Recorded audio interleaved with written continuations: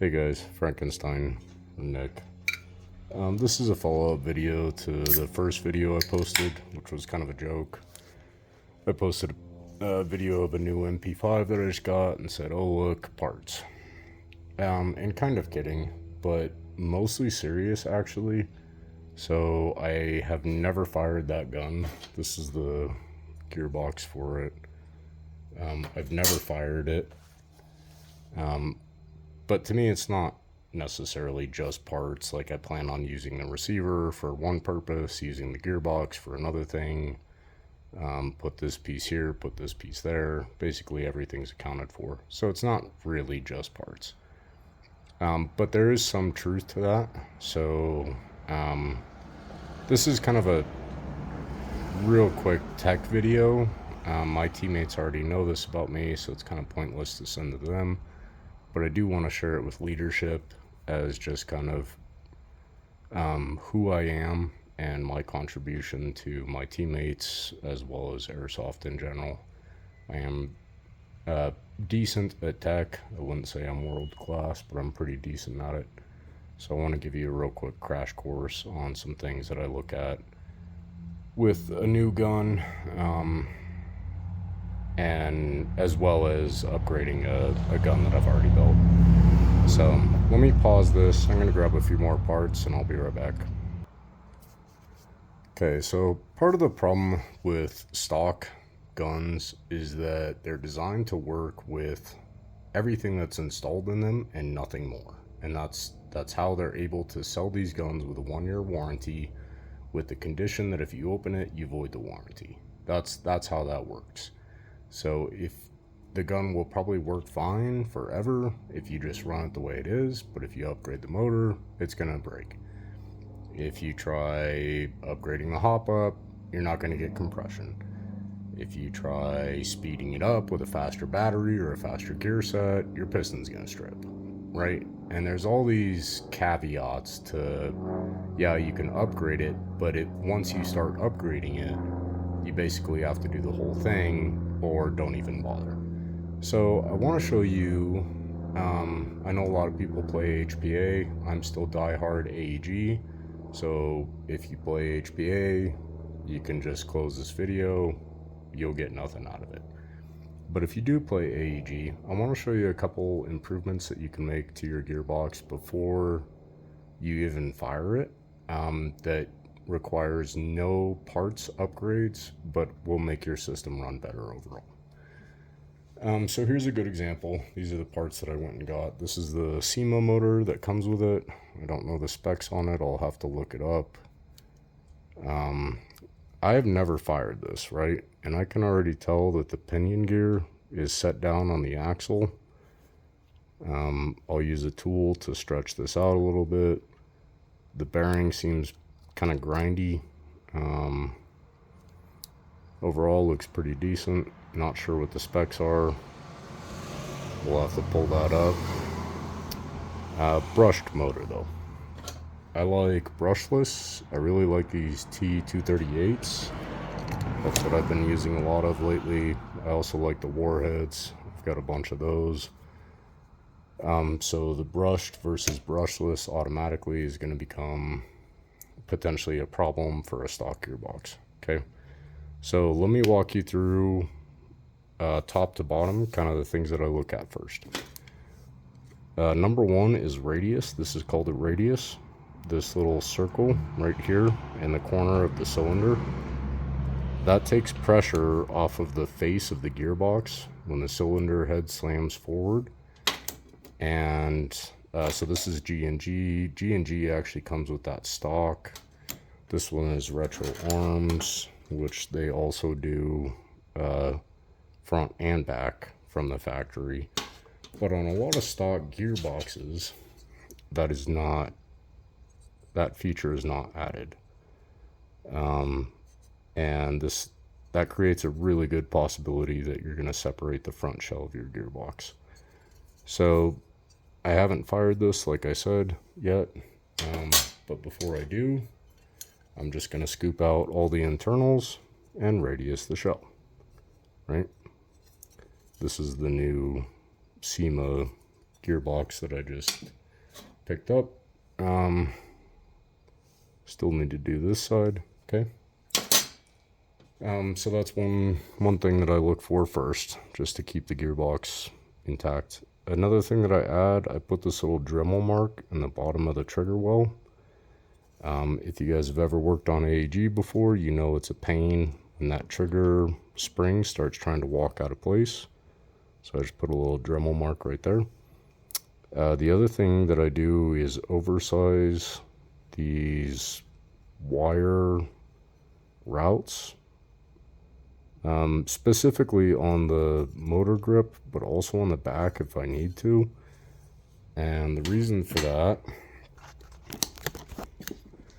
is to add this epoxy heat shrink in those locations. I've noticed that wiring tends to pinch or get exposed, like if you're screwing on your buffer tube and that wiring is loose, you can tear off the insulation and have exposed wires, create a short circuit, things like that. I also do it on my motor terminals. I'll come back to that though. So for now, just talking Dremel work. So I'm going to Dremel here, trigger, radius plus radius on the upper shell. Okay. The other thing that I'm going to check is shimming, and the seams are actually pretty well shimmed. So I'm going to leave them as is. Overall, they're not perfect, but they're good enough to run the way they are.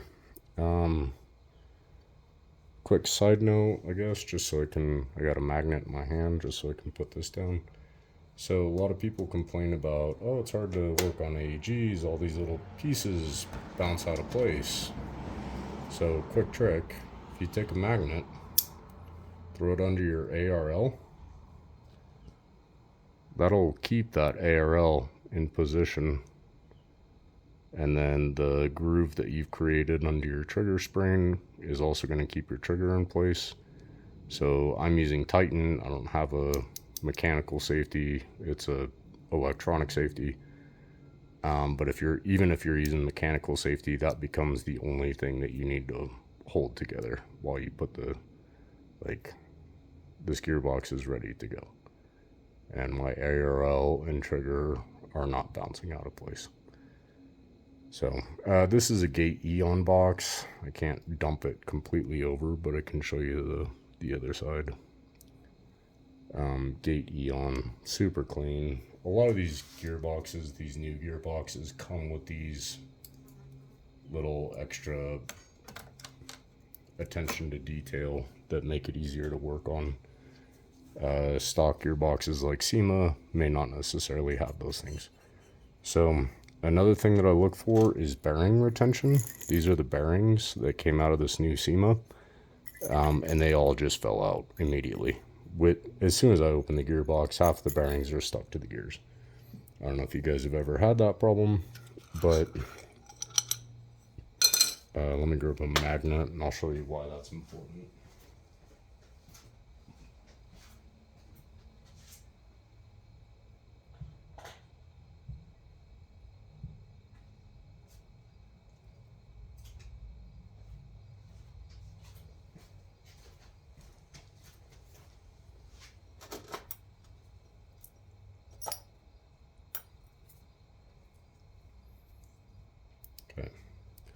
So these bearings obviously are designed to where the gear can ride freely inside of that bearing, right? The problem when these bearings are not fastened into the gearbox, the problem is that instead of the gear riding in this, the bearing itself rides inside of the gearbox. And instead of the axle of the gear spinning, the bearing is spinning inside of the gearbox. And over time, you can actually etch out that bearing hole and or cut your bearing in half just using the shell of the gearbox. So obviously these were not fastened very well. They're not very secure in there. So I've got them soaking in acetone right now just to get rid of all the debris. Keep in mind, I have not fired this gun, and there's a lot of, see if my camera will focus on that. There's a lot of crap in there that definitely didn't come from anything that I did. Like there's a piece of something. I've never fired this gun. Those bearings have never been fired by me. I'm guessing it's from their quality control process, but either way, that's not really comforting. Those bearings are spinning freely inside the gearbox. This, one of the shells, actually, yeah, you can see it here. So like I said, I've never fired this gearbox. This gearbox already has a nick out of the one of the bearing holes, which is potentially from a piece of metal during their QC test, right? And it passed the test, it fired, but how long is that going to hold up?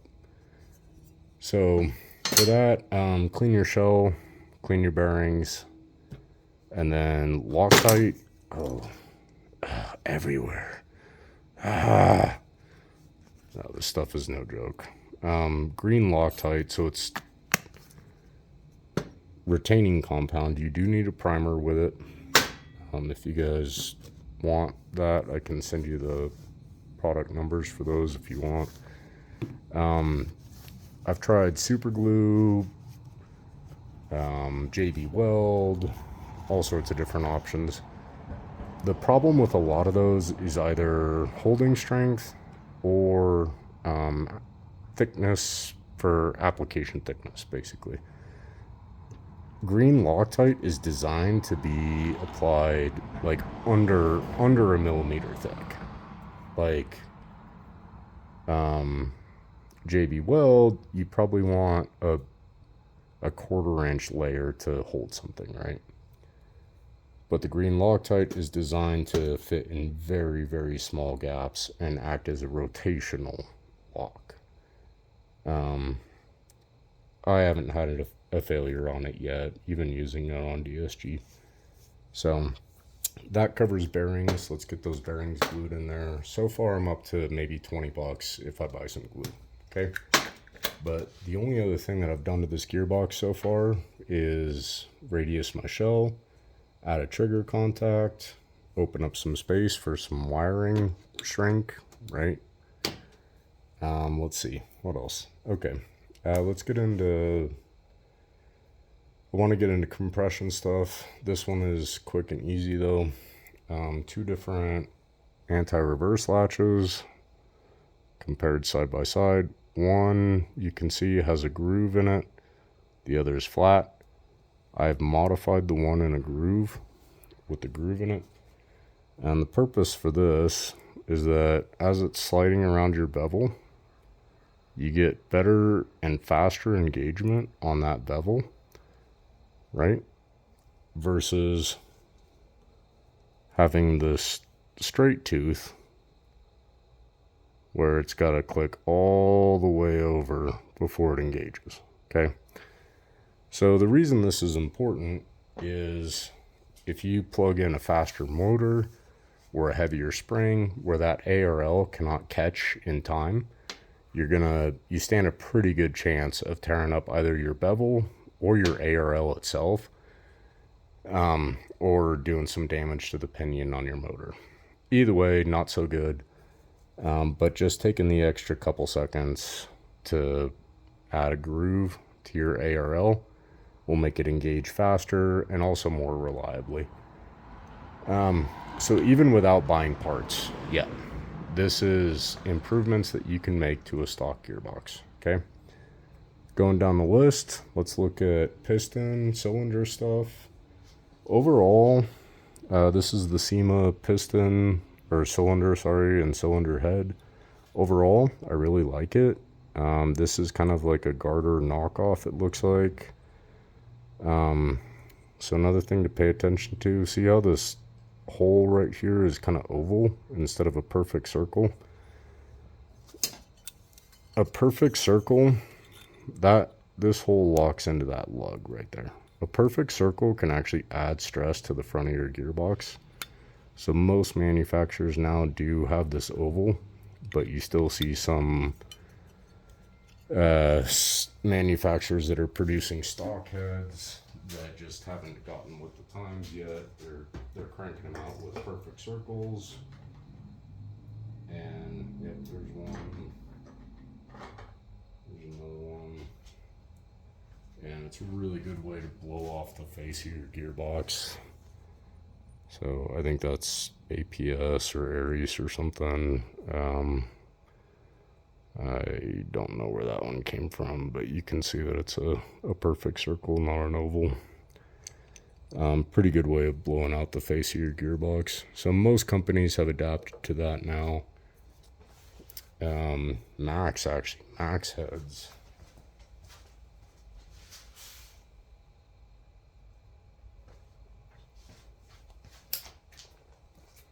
I don't have any Max heads in my box, but Max was actually kind of notorious for breaking gearbox shells for a while. And there again, that's kind of the problem with these stock gearboxes. It's nice for what it is, the way it comes out of the box. But then someone's like, hey, I want better air compression. I'm going to put a Max cylinder head in there, and explodes the gearbox, right? And it's because that Max cylinder head wasn't designed to flex on the lug, so you bust your lug. So coming back to it, overall, I think this is a pretty nice design. Seems like stainless. It's not coated on the inside. Got a little bit of grease, but very thin. So I'm glad that I didn't plug in a faster motor to this and see what happens. Even if I didn't strip out the ARL, I'm definitely going to burn up the piston O-ring by running it dry inside of the cylinder. So definitely want to re-grease that. Comes with a pretty nice piston head, mushroom style, and it's got the matching cylinder head in there.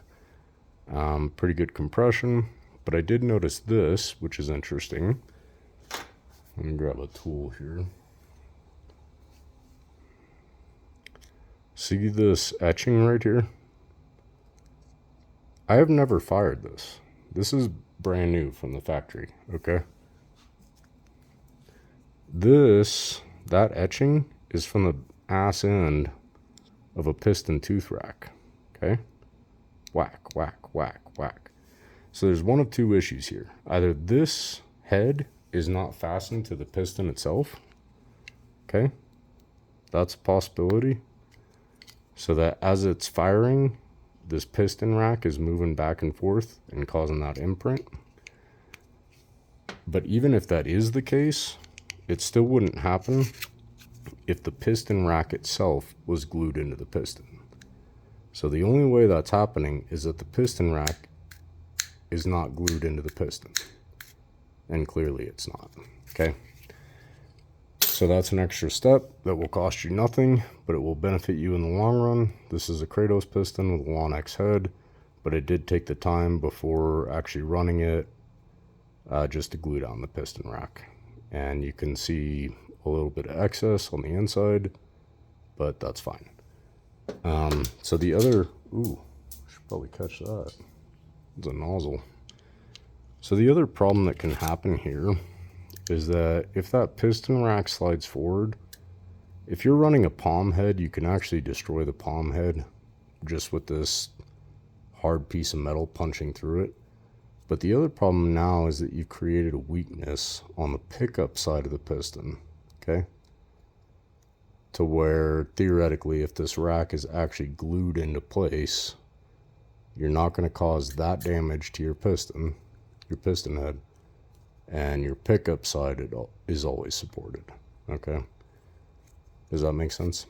Let me grab that nozzle. A couple more things for you. Okay, so we're getting there. We're just about done here. Another thing to look for is your angle of engagement is what it's called. 1 second. Kind of need a sector tooth to demonstrate this. So your piston is sitting inside the gearbox like this, right? And your sector tooth or your sector gear is going to come around, catch this pickup tooth, and then click, click, click, click, click, click, click, release, boom, right? So a lot of these stock piston racks come with these additional teeth on the first and second. I'm trying to get my camera to focus. There you go. They come with additional teeth on the first and second. So what can happen here is that when your sector gear comes in to catch this pickup tooth, instead of actually catching the pickup tooth, it's catching the, potentially, as this piston is coming back forward from the previous cycle, the sector gear is potentially catching the third tooth in line, and it'll rip off the other two before it catches the pickup tooth and engages. Does that make sense? Higher end piston assemblies, piston racks, come with this first tooth removed and the second tooth filed down halfway. Higher end pistons already have that from the factory. On the SEMA though, that was not the case, so I had to Dremel those things down. I still need to finish cleaning this one up on the first and second. Kratos used to be my favorite. I've kind of switched to Aztec now. I'll grab one of those and show you that. This one I've used obviously pretty extensively, but the amount of wear on that is pretty minimal. You can see that the paint is coming off, but overall those teeth are actually in really good shape, and I've probably got, I don't know, maybe 80,000 rounds out of this one. It's epoxied on the inside. I've done my teeth adjustment. The piston head is Loctited as well, and gotten a lot of life out of this. Okay, so that's another thing to look out for while you have your Dremel. And like I said before, this setup is probably fine from the factory with the factory motor, the factory gears, the factory spring, everything. It's designed to run with what they give you. But as soon as you make one improvement, you're going to create a lot of chaos. So while you got your Dremel out, while you're doing your radius work, just take the extra 2 seconds to slide this shitty rack off, Dremel down these two teeth. The first one comes off completely. This first one comes off completely, so I need to finish grinding that down. And the second one should be at a half, okay? And then epoxy this one back in. For this, you can use JB Weld, or I wouldn't recommend super glue. Super glue can actually break down plastic or polycarbonate, whatever. I wouldn't recommend that. Stick to JB Weld. There's also a JB Weld marine epoxy, which I've kind of been using lately for this application just because it sets up in 5 minutes, which I prefer to the 24-hour JB Weld setup time. But just take the extra time to do that. Nozzle length is kind of, I think this is actually my last idea for you, just to share. So the blue nozzle is the receiver that I just bought and the gearbox that I just bought. The black nozzle comes from the gearbox that I want to install into that new receiver. They are slightly different. I haven't measured it yet, but use a set of digital calipers if you have them, or at least a very accurate ruler. But even by eye, you can tell that they're slightly different. I'm not necessarily gonna address that now, but I am gonna make a mental note of it, because when I plug in this new gearbox into that receiver, there is a possibility that I'm not getting consistent feeding, okay? And then I'll look back in my mental notes and be like, oh, right, that's probably a nozzle length issue, where the nozzle is a little bit longer on the original gearbox, and it doesn't allow a new BB to feed every time, okay? This is VFC. They only come in one size, but you can get max nozzles, which I also like. I'll grab a few of those.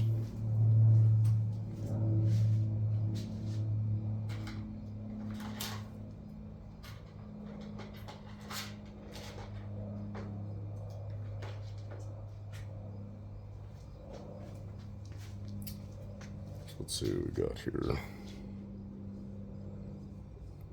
This is APS, which I know is 21.18 millimeters. This is a max, 21 on the dot millimeters. Another max, 20.75 millimeters. This is a max, 21.25 millimeters. I don't know what that is. Obviously, I'd have to measure it. Let's compare it to a 21.25. Looks pretty freaking close. Maybe off by a millimeter or so at the top. So just something to think about if you're doing upgrades on your gun. You know, if you want better compression, better FPS or something, so you're doing a hop and bucking combination, but for some reason it's not cycling correctly, might be a nozzle length issue. So there's a lot of different variables in there. I'm not necessarily going to tackle that one right now for my build, but I am going to make a mental note. I'm going to measure these with a digital caliper, and then when I actually go to test fire it, if I'm getting weird feeding or inconsistent feeding, I'm going to start with nozzle length. That'll be my first culprit. Okay. I think that about covers it. Tappet plate, I guess.